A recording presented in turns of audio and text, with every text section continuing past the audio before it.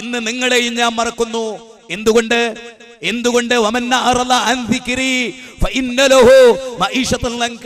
വിശുദ്ധ ഖുർആൻ 20-ാം അധ്യായം സൂറത്ത് ത്വാഹ 124, 125, 126 വചനങ്ങൾ. അള്ളാഹുവിന്റെ ഖുർആനിനെ തൊട്ട് ആരെങ്കിലും തിരിഞ്ഞു കളഞ്ഞാൽ അതിന്റെ അർത്ഥം എന്താ? മുസ്ലിങ്ങൾ ഖുർആനെ തൊട്ട് തിരിയുന്നുണ്ടോ? ഓതുന്നില്ലേ? വായിക്കുന്നില്ലേ? ബഹുമാനിക്കുന്നില്ലേ? പിന്നെ എന്താ പറഞ്ഞത്? ഖുർആനിന്റെ ഉള്ളടക്കം, ഖുർആൻ എന്തിലേക്ക് നയിക്കുന്നു അതനുസരിച്ച് ജീവിതം, ഖുർആൻ അനുസരിച്ചുള്ള വിശ്വാസം, ഖുർആൻ കൽപ്പിച്ച വിശ്വാസം, ഖുർആൻ പഠിപ്പിച്ച നിലക്കുള്ള ജീവിത രീതി, സ്വഭാവ രീതി, സംസ്കാര രീതി, ദഅവാ രീതി, പ്രബോധന സംരംഭങ്ങൾ എന്ന് വേണ്ട A to Z അള്ളാന്റെ ഖുർആനും റസൂലുള്ളാഹിന്റെ സുന്നത്തും അനുസരിച്ചുള്ള ജീവിതം. ഇത് ലോകത്തോട് പറയാൻ, ലോകരെ തിരിച്ചു വിളിക്കാൻ, മനുഷ്യകുലത്തെ തിരിച്ചു വിളിക്കാൻ, ഏകദൈവത്വത്തിലേക്ക് തിരിച്ചു വിളിക്കാൻ, അതീശാധികാരിയായ പടച്ചവനിലേക്ക് ലോകത്തെ തിരിച്ചു വിളിക്കാൻ ഇസ്ലാഹി പ്രസ്ഥാനം പ്രതിജ്ഞാബദ്ധമാണ്. അതുകൊണ്ട് തന്നെ വ്യക്തികളുടെ ശോഭയിലേക്ക്, താരശോഭകളിലേക്ക് അവർ വരുന്നിടത്ത് എണീച്ചു തക്ബീറുകൾ ചൊല്ലി അന്തരീക്ഷത്തെ മുഖരിതമാക്കി പൊടിപാറിപ്പിച്ച് കൈപിടിച്ച് മുത്തി അങ്ങനെ അങ്ങനെ അങ്ങനെ പല ആരവങ്ങളും നടക്കുന്ന ലോകത്ത് ഇസ്ലാഹി പ്രസ്ഥാനത്തെ സംബന്ധിച്ചിടത്തോളം ഈ ആദർശത്തിനാണ് പ്രാധാന്യം, ഈ ആദർശം പ്രചരിപ്പിക്കുന്നതിനാണ് പ്രാധാന്യം. അതുകൊണ്ടാണ് ഇസ്ലാഹി പ്രസ്ഥാനം വിശുദ്ധ ഖുർആനിലേക്ക് ആളുകളെ ക്ഷണിക്കുന്നത്. ഖുർആൻ അങ്ങനെയാ പറഞ്ഞത്. നിങ്ങൾക്കറിയില്ലേ? ലൗ അൻസൽനാ ഹാദൽ ഖുർആന അലാ ജബലിൻ ലറഅയ്തഹു. നോക്കൂ, അല്ലാഹ് പറയുകയാണ് 59-ാം അധ്യായം 21-ാമത്തെ വചനം. അല്ലാഹുവിന്റെ ഗ്രന്ഥം അതൊരു പർവ്വതത്തിന്റെ മുകളിലായിരുന്നു അവതരിപ്പിച്ചിരുന്നതെങ്കിൽ പർവ്വത ശിഖരങ്ങൾ തകർന്നു തരിപ്പണമായി പോകുന്നത് മനുഷ്യരെ നിങ്ങൾക്ക് ദർശിക്കാമായിരുന്നു. അതിന്റെ ഉള്ളടക്കത്തിന്റെ ഗൗരവം കൊണ്ട്, അതിന്റെ ഉള്ളടക്കത്തിന്റെ മഹാത്മ്യം കൊണ്ട്, അതിലടങ്ങിയ ആശയത്തിന്റെ ഗാംഭീര്യത കൊണ്ട്, ചരിത്രപരമായ അതിന്റെ ശ്രേഷ്ഠത കൊണ്ട് അത് പർവ്വതം പൊട്ടിപ്പിളരുമായിരുന്നു. അഥവാ പർവ്വത സമാനമായ ഹൃദയങ്ങളെ ചാലിച്ചെടുത്ത് ചരിത്രത്തിന്റെ ഭാഗമാക്കി ലോക ചരിത്രത്തിൽ തുല്യതയില്ലാത്ത ജനപദത്തിന്റെ നായകന്മാരാക്കി, ലോകത്തെ നയിക്കാൻ പോന്ന മഹാരഥന്മാരാക്കി, രാഷ്ട്രനായകന്മാരാക്കി, നീതിന്യായത്തിന്റെ മകുടോദാഹരണങ്ങളാക്കി ലോകത്ത് മാറ്റിയെടുത്ത ഖുർആനിന്റെ ചരിത്രം അതുണ്ടോ ഇവിടെ? ഗ്രാമങ്ങളിൽ, പട്ടണങ്ങളിൽ നിങ്ങൾ ചിന്തിക്കണം. എന്റെ പ്രിയപ്പെട്ട സമസ്തക്കാരോട് ആദരപൂർവ്വം ഞാൻ പറയട്ടെ, നിങ്ങൾ കേരളത്തിൽ മുഴുവനും ഒന്ന് യാത്ര ചെയ്യുക. എന്നിട്ട് സമസ്തക്കാരായ മുഴുവൻ പണ്ഡിതന്മാരുടെയും എളുപ്പമായൊരു വഴി ഞാൻ പറയാം. എവിടെയും പോകേണ്ടതില്ല. കോഴിക്കോട് മർക്കസ് കോംപ്ലക്സിൽ ചെന്ന് സുന്നികൾ വിൽക്കുന്ന കേരളത്തിലെ മുഴുവൻ പണ്ഡിതന്മാരുടെയും, സുന്നി പണ്ഡിതന്മാരുടെയും കേസറ്റ് നിങ്ങൾ ക്രോഡീകരിക്കുക. എത്ര ആയത്തുകൾ അവർ ഓതുന്നു എന്ന് നിങ്ങൾ പരിശോധിക്കുക. എത്ര ഹദീസുകൾ സഹീഹായി അവർ ഉദ്ധരിക്കുന്നു എന്ന് നിങ്ങൾ പരിശോധിക്കുക. വിഷയങ്ങളെ ആയത്തുകൾ ഉദ്ധരിച്ച് ആ ആയത്തിനെ അല്ലാഹുവിന്റെ റസൂൽ വ്യാഖ്യാനിച്ച പോലെ വ്യാഖ്യാനിച്ച് സഹാബികൾ മനസ്സിലാക്കിയ പോലെ മനസ്സിലാക്കി തന്ന് അങ്ങനെ വിശദീകരിക്കുന്ന എത്ര പണ്ഡിതന്മാരുണ്ട് സമസ്താലയത്തിൽ എന്ന കാര്യം ഗൗരവമായി ചിന്തിക്കുകയും അതോടൊപ്പം പ്രിയപ്പെട്ടവരെ, മുജാഹിദ് പ്രസ്ഥാനത്തിന്റെ ഏറ്റവും ചെറിയ പ്രാസംഗികർ പോലും അവതരിപ്പിക്കുന്ന വിധം ഇസ്ലാമിനെ അവതരിപ്പിക്കാൻ ഈ പണ്ഡിത പുരോഹിത വർഗത്തിന് ഇന്ന് വരെ സാധിച്ചിട്ടില്ലെന്ന ഗൗരവകരമായ കാര്യവും ഈ തരുണത്തിൽ കരുളായിയുടെ മണ്ണിൽ വെച്ച് ഈ ഉള്ളവൻ തുറന്നു പറയാൻ ആഗ്രഹിക്കുകയാണ്. എന്തുകൊണ്ട് സംഭവിച്ചു? അബൂജഹലും കൂട്ടരും. എനിക്ക് അത്ഭുതം തോന്നി അതാണ്. നമ്മളെന്താ, നമ്മുടെ 7-ാം നൂറ്റാണ്ടിലെ ബൂസീരിയുടെ ബുർദാ ബൂസീരിയുടെ ആലാപനം, വമ്പിച്ച നോട്ടീസുകൾ. ഞാൻ ഒന്ന് പറഞ്ഞോട്ടെ, ഖുർആൻ പ്രചരിപ്പിക്കാൻ 10 പേജ് പൈസ മുടക്കിയിട്ട് ഇവരെന്തെങ്കിലും ചെയ്തിട്ടുണ്ട് കേരളത്തിൽ? കേരളത്തിന്റെ കാസർഗോഡ് മുതൽ നിങ്ങളൊന്ന് യാത്ര ചെയ്യും, ഈ കരുളായി വരെ നിങ്ങൾ മലപ്പുറം ജില്ലയിൽ എന്നൊന്ന് യാത്ര ചെയ്ത് നോക്കൂ. ഒരുപാട് ബുർദാസ്വാദനത്തിന്റെ പോസ്റ്റർ കാണാം. അല്ലെങ്കിൽ നേർച്ച, പട്ടാമ്പി നേർച്ച, മറ്റേ നേർച്ച, മറിച്ചേ നേർച്ച എന്ന് പറഞ്ഞ് അങ്ങനെയുള്ള കുറെ കാര്യങ്ങളുടെ പോസ്റ്റർ കാണാം. അള്ളാന്റെ ഖുർആനുമായി ബന്ധപ്പെട്ട് എത്ര പോസ്റ്റർ ഉണ്ട് സമസ്തക്കാർക്ക്? ജനങ്ങളെ ചിന്തിക്കണം കേട്ടോ, ചിന്തിക്കണം. 7-ാം നൂറ്റാണ്ടിലെ ബുർദാ ബൂസീരിക്ക് ഭയങ്കര മഹത്വം. അതിനെപ്പറ്റി പറയുന്നതിന് എന്തറിയോ? ഒതുണ്ടാകണം എന്നാണ്. ഇസ്ലാമിന് പോലും ഒതുണ്ടാകണം ഖുർആൻ വായിക്കാൻ എന്നല്ല പറഞ്ഞിട്ടില്ല. ഇവര് പറയണെന്തറിയോ? ബുർദാ ബൂസീരി വായിക്കണമെങ്കിൽ വലിയ നിബന്ധനയാണ്. അബ്ദുൽ മജീദ് സക്കാഫി പുളിയങ്കോട് അയാൾ എഴുതിയ കിതാബിലാണുള്ളത്. എന്ത്? ഒതുണ്ടായിരിക്കണോ? പിന്നെയോ എങ്ങോട്ടെങ്കിലും തിരിഞ്ഞിരുന്നിട്ടൊന്നും കാര്യമില്ല. കസേരട്ട് ഇങ്ങോട്ട് പാടില്ല, ഇങ്ങോട്ട് പാടില്ല, കിബിലക്ക് നേരെ തന്നെയാണ്. അള്ളാഹുവിന്റെ ഖുർആന് പോലും ഇങ്ങനെ ഒരു നിബന്ധന അല്ല. ഇതൊരു സക്കാഫി എഴുതിയ പുസ്തക. ബുർദത്തുൽ ബൂസിരി എന്ന് പറഞ്ഞിട്ടുള്ള ഒരു ബുക്ക് ഇത്ര അട്ടിയില്ലേ, അതിന്റെ 15, 16, 14, 15, 16 പേജ് വായിക്കാം, അതിൽ കാണാൻ. പിന്നെയോ ഏറ്റവും അത്ഭുതം എന്താ അറിയോ? ബുർദ ബൂസിരിയിലെ അർത്ഥം അറിയാതെ ചെല്ലാൻ പാടില്ല. അർത്ഥം ശരിക്ക് പഠിച്ചു മനസ്സിലാക്കിയിട്ടേ ചെല്ലാവൂ. EK ഹസൻ മുസ്ലിയാർ ഖുർആനെ പറ്റി പറഞ്ഞെന്താ? അർത്ഥം പഠിക്കേണ്ടത് തന്നെയല്ല. ബുർദ ബൂസിരിയോ അർത്ഥം പഠിച്ചിട്ടില്ലേ ശരിയാവൂല. അതിലെ വാക്യം എന്താണെന്നറിയോ? അർത്ഥം പഠിക്കാതെ അത് ചെല്ലിയാൽ അതിലെ പ്രാർത്ഥനയുടെയും സംഭവങ്ങളുടെയും പൊരുളറിയാതെ പോകും. അപ്പൊ അള്ളാന്റെ ഖുർആനിലോ? അള്ളാന്റെ ഖുർആനിൽ എന്ത് പൊരുള് അല്ലേ? അത് മുജാഹിദുകളുടെ ഒരു ഗ്രന്ഥം. നമ്മളത് മൊയ്തീമാല 10-ാം നൂറ്റാണ്ടിന്റെ, 9-ാം നൂറ്റാണ്ടിന്റെ ഖുതുബിയത്ത്, 7-ാം നൂറ്റാണ്ടിന്റെ, അങ്ങനെയൊക്കെയുള്ള കവിതയിലും ഇതുപോലുള്ള മാലപ്പാട്ടിലും ഈ സമുദായം പെട്ടുപിടഞ്ഞു കിടക്കുകയാണ്. നിങ്ങൾ മനസ്സിലാക്കണം. ആ സമൂഹത്തെ വീണ്ടെടുക്കാൻ, ചങ്ങലകളെ പൊട്ടിച്ചെറിഞ്ഞ് ഖുർആനിന്റെ പാതയിലേക്ക് അവരെ തിരിച്ചു കൊണ്ടുവരാൻ അത് നമ്മുടെ ഉത്തരവാദിത്വം. ഞാനെന്ന് പറയും ഒരു കാര്യം കൂടെ പറയും. മതത്തെ അറിയുക പ്രമാണങ്ങളിലൂടെ എന്ന വിഷയം കേരളത്തെ പ്രകമ്പനം കൊള്ളിച്ചു. ചിന്തിച്ചു ആളുകൾ, നൂറുകണക്കിന് ആളുകൾ മുജാഹിദ് പ്രസ്ഥാനത്തിലേക്ക് കടന്നു വന്നു. പണ്ഡിതന്മാര് തന്നെ ഈ കഴിഞ്ഞ 1.5 വർഷത്തിനുള്ളിൽ കൊല്ലം ജില്ലയിലും മാത്രം 60-ലധികം വരുന്ന പണ്ഡിതന്മാരാണ് മുജാഹിദ് പ്രസ്ഥാനത്തിലേക്ക് വന്നത്. ഈ കാലയളവിനിടയിൽ നിങ്ങൾ ചിന്തിക്കണം, കേരളത്തിലുടനീളം സമസ്തയിൽ നിന്നാണ് ഈ പോക്ക്, ഇരു സുന്നികളിൽ നിന്നുമാണ് ഈ ചേക്കേറൽ, അതുപോലെ കേരളത്തിലെ ദക്ഷിണ കേരളയിൽ നിന്നാണ് ഈ ചേക്കേറൽ. എന്തുകൊണ്ട്? പ്രമാണം നമ്മളോടൊപ്പം ഉണ്ട് എന്നതുകൊണ്ടാണ്. അല്ലാതെ നമ്മുടെ നേതാക്കന്മാരെ വലിപ്പവും പവറൊന്നും കണ്ടിട്ടല്ല.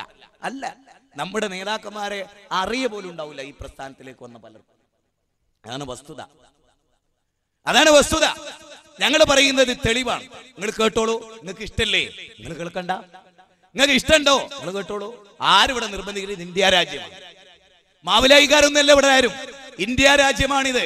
ദി പ്രിയാമ്പിൾ ഓഫ് കോൺസ്റ്റിറ്റ്യൂഷൻ, ഇന്ത്യയുടെ ഭരണഘടന, ഫണ്ടമെന്റൽ റൈറ്റ്സ്, മൗലിക അവകാശം നൽകി ഏതൊരു പൗരനും നിരീശ്വരവാദി, അള്ളാന്റെ ഭൂമിയിൽ ജീവിച്ച്, അള്ളാന്റെ വായു ശ്വസിച്ച്, അള്ളാന്റെ വെള്ളം കുടിച്ച്, അള്ള കൊടുത്ത നാവ് കൊണ്ട് സംസാരിക്കുന്ന നിരീശ്വരവാദി അല്ലല്ല എന്ന് പ്രസംഗിക്കുന്നു. ആ സ്റ്റേജ് ഇന്ന് വരെ സമസ്തക്കാർ കയ്യേറിയിട്ടില്ല. അത്ഭുതം. പോയിന്റാണ്, നോട്ട് ചെയ്യണം. അല്ലല്ല എന്ന് പറഞ്ഞാൽ ഭയങ്കര ഹാപ്പിയാ, ഒരു പ്രശ്നവുമില്ല. സ്റ്റേജ് വരെ ചിലപ്പോൾ കെട്ടിക്കൊടുക്കും. അല്ല മാത്രമേ ആരാധിക്കാവൂ. അടിച്ചാള് ശരിയാക്കും. എങ്ങനെയുണ്ട് ഇത്? അല്ല ഖുർആനിൽ പറഞ്ഞ വേങ്ങരയില് തുടക്കത്തിൽ തന്നെ ഒന്നാമത്തെ ചോദ്യം ചോദിക്കുമ്പോൾ തന്നെ അടി ഉണ്ടാക്കി. ഒന്നാമത്തെ ചോദ്യം ചോദിക്കുമ്പോൾ തന്നെ അടി ഉണ്ടാക്കി. അതിനായിട്ടൊരു ടീം. എന്തൊരു കഷ്ടമാണ്, എന്തൊരു കഷ്ടമാണ്. നിങ്ങൾ ആലോചിച്ചു. മുജാഹിദ് പ്രസ്ഥാനത്തെ സംബന്ധിച്ചിടത്തോളം അതിന്റെ ആദർശം, ഞങ്ങൾ ആരെയും തല്ലേണ്ട കാര്യമല്ല. തല്ലാതെ തന്നെ നാവുകൊണ്ട് പറഞ്ഞാൽ മതി, ജനങ്ങൾക്ക് മനസ്സിലാവും. തല്ലി തോൽപ്പിക്കൽ ആരറിയോ? തോറ്റ പാർട്ടിക്കാരാ. കൂക്കുമ്പോഴോ ആരുടെ പണിയാ? ഇത് ഞാൻ അത്ഭുതത്തോടു കൂടി നോക്കിക്കണ്ട ഖുർആനിലൊരു വചനുണ്ട്.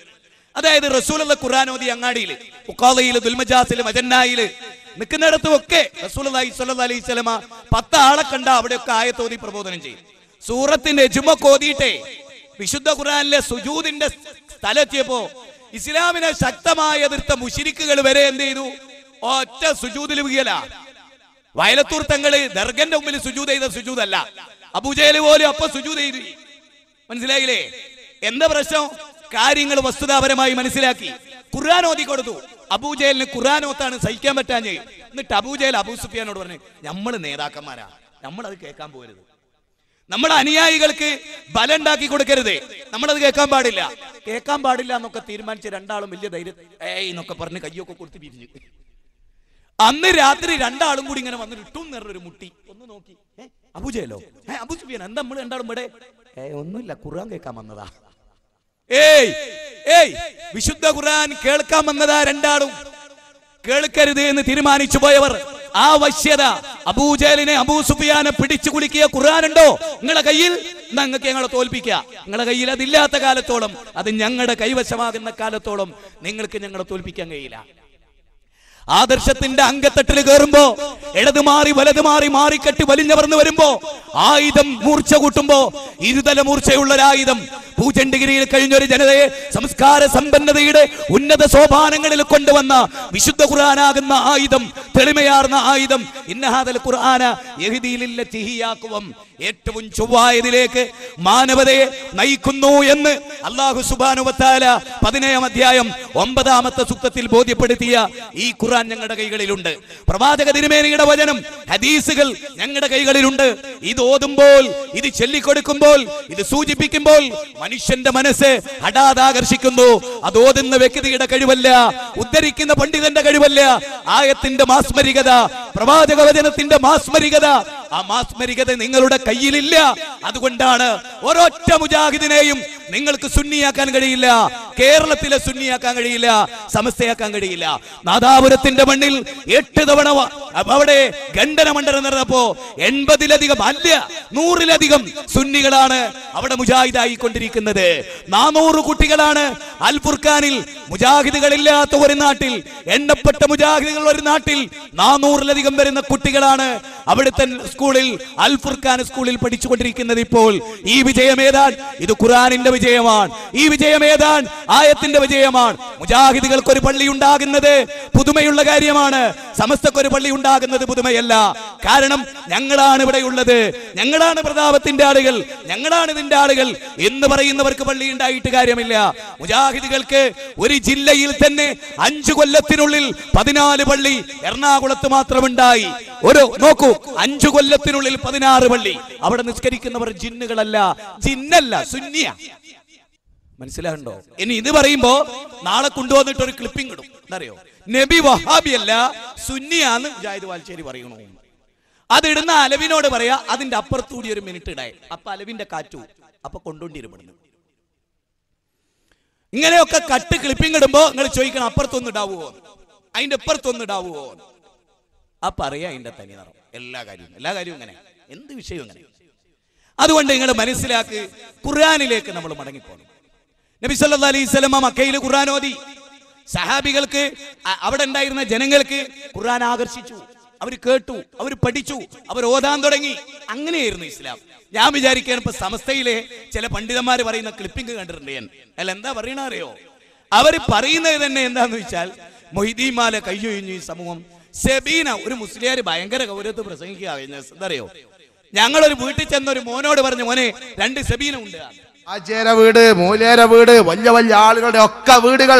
ഞാൻ ചോദിക്കട്ടെ, ഇശാ മഗ്രിബിന്റെ ഇടയിൽ ഖുർആൻ ഓതുന്ന വീടുണ്ടോ? ദിക്റുകളും മാലകളും മൗലൂദുകളും സ്വലാത്തുകളും ചെല്ലുന്ന വീടുണ്ടോ? സ്വന്തം മക്കളെ കൊണ്ട് ചെല്ലാൻ പറയുന്ന വീടുണ്ടോ? പഴയ കാലത്തൊക്കെ നമ്മളെ വീടുകളിൽ ഖുർആൻ ഉണ്ടാകും അല്ലേ? അതേ പ്രകാരം ഖുർആന്റെ കൂടെ ഒരു സബീന ഉണ്ടാവും. ഇതൊക്കെ പാടിയിരുന്ന ഒരു കാലഘട്ടം. മാത്രമല്ല, അന്ന് വളർന്നു വരുന്ന സമുദായത്തിനും തന്റെ ഉണ്ടായിരുന്നു. ഉമ്മമാര് ചെയ്യുന്ന ഈ നല്ല നല്ല സ്വഭാവങ്ങളൊക്കെ കണ്ട് ശീലിച്ചതാണ്. അതുകൊണ്ട് തന്നെ ഇന്നത്തെ കുട്ടികൾക്ക് ശരിക്ക് സെബീൻ എന്താന്ന് പോലും അറിയൂല. നിന്റെ അടക്ക് ഞങ്ങളൊരു സ്ഥലത്ത് കുറെ മുസ്ലിം മൂലയന്മാർ ഇങ്ങനെ ഒരുമിച്ച് കൂടിയിട്ട് ഒരു മൗലൂദ് ഓതാൻ ആഗ്രഹിച്ചിട്ട് ഒരു ചെറിയ കുട്ടിയുണ്ട് അവിടെ. ആ കുട്ടിയെ വിളിച്ചിട്ട് 2 സെബീനെ കൊണ്ടുവരാൻ പറഞ്ഞയച്ചു. ആ സെബീനെ കൊണ്ടുവരാൻ പറഞ്ഞയച്ചു. ഞങ്ങൾ കുറെ കാത്തിരുന്ന്, ഇപ്പൊ വരും കുട്ടിയെ കാണുന്നില്ല. പിന്നീട് ഒരു അല്പനേരം കഴിഞ്ഞപ്പോൾ ആ കുട്ടിയുണ്ട് ഞങ്ങളെ മുന്നിൽ ഇങ്ങനെ നടക്കുന്നു. ഞങ്ങൾ വിളിച്ചു, മോനോടാ നിന്നെന്തിനു പറഞ്ഞയച്ചതാ? സെബീൻ കൊണ്ടുവരാന്. എന്നിട്ട് എവിടെ? അതിരിക്കണ്. അപ്പൊ നോക്കുമ്പോ പാത്രം കഴുകുന്ന 2 സെബീന പൊടിയുടെ പാക്കറ്റ് ആ കുട്ടി അവിടെ വാങ്ങിക്കൊടുന്ന് വെച്ചിക്കണ്. ആ കുട്ടിയെ കുറ്റം പറഞ്ഞിട്ട് കാര്യമില്ല. ജീവിതത്തിൽ ഒരിക്കലെങ്കിലും എടുത്ത് ചെല്ലുന്നത് ഉമ്മയിൽ നിന്നും ബാപ്പയിൽ നിന്നും ഈ കുട്ടി പഠിക്കണ്ടേ? ഇതാണ് ഇന്നത്തെ നമ്മുടെ സമൂഹത്തിലെ ഏറ്റവും വലിയ അപകടം. നേരെ മറിച്ച് നിങ്ങൾ ആലോചിച്ച് നോക്കൂ, ഒരു മുജാഹിദ് പണ്ഡിതന് ഈ ഒരു ഗതികേട് ഉണ്ടാകുമോ? ഒരു മുജാഹിദ് പണ്ഡിതൻ ഒരു വീട്ടിൽ ചെന്ന മോനെ ഖുർആൻ കൊണ്ടുവരിയോ? ഓൻ സബീന പൊടി കൊണ്ടുവരുമോ? ഓന് ഖുർആൻ അറിയാ? മുസ്ലിങ്ങളായി ജനിച്ചവർക്കൊക്കെ ഖുർആൻ അറിയോ? സബീൻ അറിയോ? അത് മുസ്ലിങ്ങളെ കിതാബാ ആണോ? നിങ്ങൾ ആലോചിച്ചു, നിങ്ങളൊരു ഗതികേട് ആലോചിച്ചു. മൊയ്തീമാലയും ഖുത്ബിയത്തും ഒക്കെ കക്ഷത്തിൽ വെച്ച് പരലോകത്ത് നിന്നുള്ള സ്ഥിതി എന്തായിരിക്കും? അബൂബക്കർ സിദ്ദീഖ് ഇതെന്താ മൊയ്തീമാലേ? മുഹമ്മദ് മാലല്ലേ നിങ്ങളെടുത്ത്? അബൂബക്കർ മാലല്ലേ നിങ്ങളെടുത്ത്? അതൊന്നുമില്ല. 500 വർഷം കഴിഞ്ഞ് ജനിച്ച മൊയ്തീന്റെ മാലുണ്ട് ഓലെ കയ്യില്. ഖുത്ബിയത്തുണ്ട് ഓലെ കയ്യില്. അപ്പൊ ഇപ്പുറത്തേക്കുന്ന കുറെ മുജാഹിദുകളെടുത്ത് ഇതെന്താ? അത് ഖുർആനാ. അബൂബക്കർ സിദ്ദീഖ് ഓതിയിട്ടുണ്ട്, ഉമർ ഇബ്നു ഖത്താബ്. നേരെ മറിച്ച് ഇവരെ കയ്യിൽ എന്തെങ്കിലും ഒന്ന് സഹാബികൾ ആരെങ്കിലും ഓതിയിട്ടുണ്ടോ? 7-ാം നൂറ്റാണ്ടിലെ ബുർദത്തുൽ ബൂസിരി ഏതെങ്കിലും സഹാബി കണ്ടിട്ടുണ്ടോ? നേരെ ഖുർആനും ഹദീസോ സഹാബികൾ കണ്ടിട്ടുണ്ട്, ഓതിയിട്ടുണ്ട്, വായിച്ചിട്ടുണ്ട്, മനപ്പാടാക്കിയിട്ടുണ്ട്, പകർന്നു കൊടുത്തിട്ടുണ്ട്. മൊയ്തീമാലയിലെ ഒരു ബെയ്ത്ത് ചൊല്ലിക്കൊടുത്തൊരു സഹാബിന്റെ പേര് അറിയും. അപ്പൊ പേര് പറയും, 10-ാം നൂറ്റാണ്ടിൽ വെച്ച മൊയ്തീമാല സഹാബികൾ ചെല്ലിയേ, എനിക്ക് വിവരല്ല വഹാബിയെ എന്ന് പറഞ്ഞ അതിന്റെ പൊരുളെന്താ? ഈ സാധനം അവർക്ക് ആർക്കും പരിചയമല്ല. ഖുത്ബിയത്ത് അബൂബക്കർ സിദ്ദീഖിന് പരിചയമുണ്ടോ? ഇല്ല. എന്നാ സുബൈസ്കാരോ? പരിചയമുണ്ട്. അള്ളാഹിനോടുള്ള ദ്വേരക്കലോ? പരിചയമുണ്ട്. അത് മാത്രമേ പരിചയമുള്ളൂ. നേരെ മമ്പർ തങ്ങളെ കാക്കണേന്ന് അബൂബക്കർ സിദ്ദീഖ് റളിയല്ലാഹു പറയോ? അപ്പോഴും ചോദിക്കും മമ്പർ തങ്ങൾ അന്നുണ്ടോ വഹാബിയേ? മമ്പർ തങ്ങൾ